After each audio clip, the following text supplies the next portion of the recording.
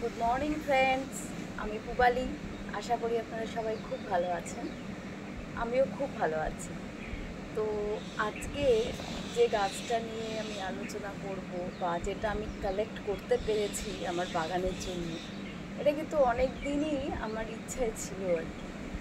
তো যে কোনো উপায়ে আমি গাছটাকে পাচ্ছিলাম না আর কি। তো সেই কারণে আমার লিস্টে রাখতে পারছিলাম না। তো গাছটা খুবই পপুলার, অনেকেই চেনেন, আবার এখনকার জেনারেশনের কাছে একটু আনকমন। তবে আমার বাংলাদেশে যারা বন্ধু বান্ধব আছে তাদের কাছে তো এটা খুবই পপুলার বলে আমার মনে হয়। তো যাই হোক, কথা না বাড়িয়ে চলুন শুরু করা যাক আজকের ভিডিও। চলুন। তো রিপোর্ট করার আগে চলুন আমার বাগানটার একটা ছোট্ট সার্ভে করে নিই আজকে। অ্যাকচুয়ালি আমি এটাই দেখতে চাইছি যে এই মুহূর্তে আর কি আমার বাগানে কি কি মশলার গাছ প্রেজেন্ট আছে। তো ফার্স্ট যেটা সেটা হচ্ছে এই যে ছোট এলাচ গাছ। এটা কিন্তু ব্যাপার হচ্ছে যে এর ডিটেলস ভিডিও এখন আমি মানে বলছি না এর সম্পর্কে, ভিডিওটা পরে একটা আলাদা করে করব। তো আপাতত যেটুকু বলছি যে এই গাছটার এখনও কিন্তু আমাকে কোনো এলাচ দেয়নি, তার কারণ আমি যতদূর জানি মোটামুটি 2 থেকে 3 বছর একটা বয়স না হওয়া পর্যন্ত এই গাছগুলোতে এলাচ আসে না ছাদ বাগানের ক্ষেত্রে। তো যাই হোক, আর একটা মেন ব্যাপার হচ্ছে এই গাছটা মানে দেখুন এগুলো তো কেরালা, কর্ণাটক এই সব জাতীয় জায়গাতেই বেশি ভালো হয়। তো একটু ছায়া ছায়া ওসব জায়গায়, স্বাভাবিক পাহাড়ি এলাকায় যেটা হয় সেটার জন্য এই গাছটা একটুখানি মানে যখন রাখতে হবে যে একটু ছায়া জায়গায় রাখা আর কি। কোনো বড় গাছ থাকলে তার তলায় বা যে জায়গাতে একটু রোদ কম আসছে এরকম একটা জায়গায় রাখা।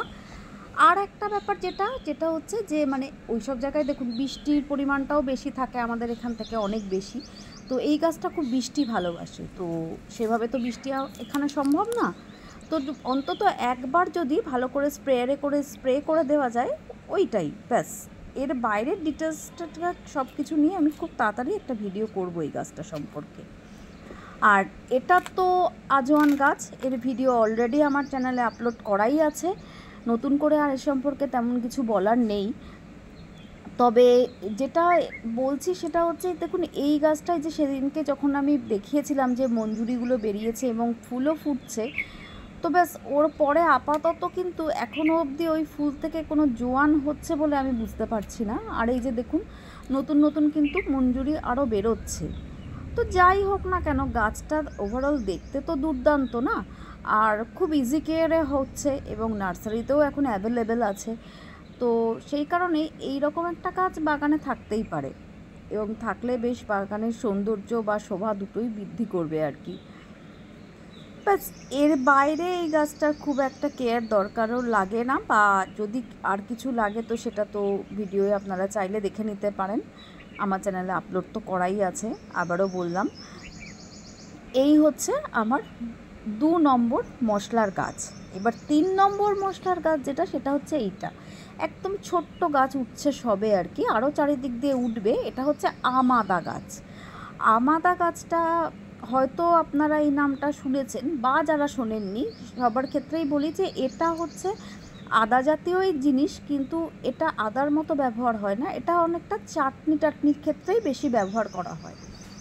কারণ হচ্ছে এই আমাদাটায় একটা আমের ফ্লেভার থাকে এর মধ্যে। তো সেটা আপনি যে কোনো কিছু, যেমন এই যে গরমে ধরুন পুদিনা পাতা, এই আমাদা বা ধনে পাতা একসাথে বেটে যদি একটু চাটনির মতো করেন খুব ভালো লাগে, জানেন তো। আমি তো প্রায়ই করি, কারণ আমার বাগানে পুদিনা পাতাও অ্যাভেলেবেল। আবার অন্যরকমভাবেও চাটনিতেই এই জিনিসটা বেশি ব্যবহার করা হয়, এবং আমি তো চাটনি ছাড়া আর কিছুতে ব্যবহার হয় বলে জানি না, আমি এটুকুই করি আর কি। তো সেটাই আপনাদের সাথে শেয়ার করলাম। তো এটা আর একটা মশলা জাতীয় গাছ। তো এটা হচ্ছে 3 নম্বর মশলা জাতীয় গাছ আমার বাগানের। আর 4 নম্বর হচ্ছে এই যে মৌরি গাছটা। অবশ্য যদিও এই মৌরি গাছটা আমার বাগান আমাকে গিফট করেছে, আপনারা জানেনই, এবং খুব সুন্দর একটা মশলার গাছ গিফট করেছে। এবং আমার বাগান তো সবসময়ই আমাকে ভালো ভালো জিনিসই গিফট করে, সে আর নতুন কথা কি। তো যাই হোক, সেটাই পেয়েছি। তো এর পরিচর্যা সেভাবে আমি কিছুই জানি না, জল আর খাবার যেরকম অন্য গাছদের দিই সেভাবেই ওকেও দিই। এবং অলরেডি দেখছেন যে মৌরি কিন্তু শুকিয়েও যাচ্ছে, আর সাথে সাথে নতুন ফুল রয়েছে এবং কিছু ফুল ফুটেও রয়েছে। অজস্র হচ্ছে, একটা গাছের মধ্যে মোটামুটি বেশ ভালো মৌরি হচ্ছে। তারপর দেখা যাক, কারণ কী প্রসেসে মৌরি হয় সেটা তো আমি জানি না, যেরকম গাছে শুকিয়ে হচ্ছে হোক। আর এটা তো গেল 4 নম্বর, আর এই 5 নম্বর হচ্ছে ধনে। ধনে তো এটাও আমি ঠিক ধনে করব বলে করিনি, তো আপাতত মশলার গাছ হিসেবে কাউন্ট করছি, কারণ যেহেতু এটাও একটা মশলা জাতীয় জিনিস। তবে এই ধনেটা তো আমি ধনে পাতাই বসিয়েছিলাম, তো এত জায়গায় বসিয়েছিলাম যে সবার খেয়ে ওঠা হয়নি। কিছু কিছুতে অলরেডি ধনে ধরে গেছে বলে রেখেই দিয়েছি, তো গেল। এবার হচ্ছে এই যে আপাতত লাস্ট গাছ, সেটা আমার টাকার গাছ বা সেই গোলমরিচ গাছটা। তো এই গোলমরিচ গাছটা সম্পর্কে কিছুই আপনাদের আর বলার দরকার নেই, কারণ পুরো ডিটেলসে আমার ভিডিও করা রয়েছে চ্যানেলে, চাইলে আপনারা অবশ্যই দেখে নিতে পারেন। আর যারা আমার পুরনো বন্ধু আছেন তারা তো জানেনই, এই সম্পর্কে যাবতীয় ইনফরমেশান আপনাদেরকে আমি প্রোভাইড করেই দিয়েছি। ব্যাস, এখন আমার অ্যাডিশনে মানে নিউ অ্যাডিশন হচ্ছে এই যে চই গাছ, যেটা 7 নম্বর মশলার গাছ। এই চই গাছকে বাংলাদেশে তো চই ঝাল হিসেবে বলে, তো অলরেডি ওখানে খুবই পপুলার গাছ। আমাদের এখানে তুলনামূলক পপুলারিটি একটু কম এখন, কারণ আমি যেটা দেখেছি আমাদের ছোটোবেলায় কিন্তু এই জিনিসটা আমাদের এখানে খুবই ব্যবহার হতো, আমাদের বাড়িতে তো খুবই হতো, কিন্তু ওই মানে বিশেষত মাংস টাংস হলে খুব ব্যবহার হতো, ঘুগনি করতো যখন তখনও ব্যবহার করতো। কিন্তু তারপর আমার আমার কাজিন ব্রাদার্সরা কিন্তু ওরা কেউই এগুলো খুব একটা দেখেনি, কারণ তারপর আর আমাদের বাড়িতে এটা সেরকম ব্যবহার হয়নি আর কি।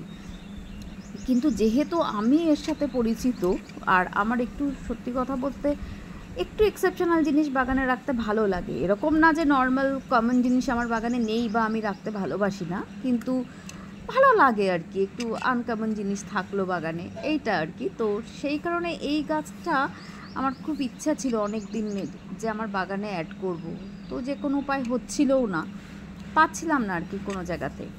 তো ওই যে হাট থেকে আমি যে বাচ্চাটার কাছ থেকে নিই গাছ, ওর কাছ থেকেই নিয়ে এসেছিলাম সেদিনকে। আপনাদের কাছে এক্সপোজ করিনি কেন বলুন তো, সারপ্রাইজ দেবো বলে। যাই হোক, আর মাঝে একবার খোঁজ পেয়েছিলাম আমার এক বরের ফ্রেন্ডের বাড়িতে নাকি বড় গাছ আছে আর কি, সুপুরি গাছ বেয়ে বেয়ে এই গাছগুলো খুব ভালো ওঠে, তো আমি বলেছিলাম যে একটা ডাল নিয়ে এসো না। তো যাই হোক, যে কোনো কারণবশত আর হয়নি, আপাতত পেয়ে তো গেছি, ব্যাস। আর এটার ক্ষেত্রে কি বলুন তো, মাটিতে আমি তেমন কিচ্ছু মিক্স করিনি, গোবর সারও দিইনি, শুধু ওই যে কিচেন কম্পোস্ট আমি শুকিয়ে রাখি হালকা, ওইটাই একটু মিশিয়ে মাটি দিয়ে বসিয়ে দিলাম। তার কারণ বর্ষাকাল না আসা পর্যন্ত আর আমি এতে কোনো খাবার দেব না, এই ফাঙ্গিসাইডের জল দিয়ে দিচ্ছি অ্যাজ ইউজুয়াল, যেরকম আমি দিয়ে গাছটা রেখে দিচ্ছি। বর্ষা আসার পর ওই যে কালকেই আমি যে ভিডিওটা আপলোড করেছি মিশ্র জৈব সারের, ওই সারটাই একটু দিয়ে দেবো খাবার হিসেবে। আপাতত এই গাছটার ক্ষেত্রে সেরকম কোনো কেয়ার লাগে বলে আমার মনে হয় না, তাও ওই সব গাছে যেমন মাঝে মাঝে খাবার দিই। আর ছাদ বাগান তো, মাটিতে গাছ যে জোরটা পাবে ছাদ বাগানের ক্ষেত্রে তো সেটা পসিবল নয়, তো সেই কারণে একটু খাবার তো লাগবেই। তো যাই হোক, এর রিপোর্টিং কমপ্লিট হয়ে গেল, আমার বাগানে আবার আরেকটা মশলার গাছ অ্যাড হয়ে গেল। তো চলুন এবার আপনাদের একটা দুর্দান্ত জিনিস দেখাই, নতুন কিছু না, আগেও আপনারা অনেকবার দেখেছেন, প্রায় প্রতিদিনই দেখেন, তো আজকে আরও ভালো লাগছে। দেখুন ওই সাইডের সূর্যমুখী গাছটা কিন্তু আস্তে আস্তে ফুল ফোটা কমে গেছে, কিন্তু এটাকে দেখুন ঝাঁকে ঝাঁকে ফুল ফোটা শুরু হয়েছে। আর আমার তো মানে কি জানি মনে হচ্ছে যে আমি তো আগে বরাবরই দেখেছি সেই বড় সূর্যমুখী ফুলগুলো, কিন্তু এর থেকে এই ছোটোগুলো মনে হচ্ছে মানে বেশি অ্যাট্রাকটিভ, তাই না? একসাথে এরকম ঝাঁকে ঝাঁকে ফুটে আছে এবং কি দারুণ যে লাগছে। যাই হোক, আর কি বলবো বলুন, আপাতত আজকে এবার বিদায় নেব। যদি আপনাদের ভিডিওটা ভালো লেগে থাকে তাহলে অনেক অনেক ভালোবাসা দিয়ে আমার পাশে থাকবেন, আর একটু লাইক আর শেয়ার করে দেবেন। আর যারা আমার নতুন বন্ধু আছো বা আছেন, তাদেরও যদি ভিডিওটা ভালো লেগে থাকে তাহলে প্লিজ চ্যানেলটা সাবস্ক্রাইব করে বেল আইকনটা প্রেস করে দিও। খুব তাড়াতাড়ি আবার একটা নতুন ভিডিওর সাথে দেখা হচ্ছে। টাটা।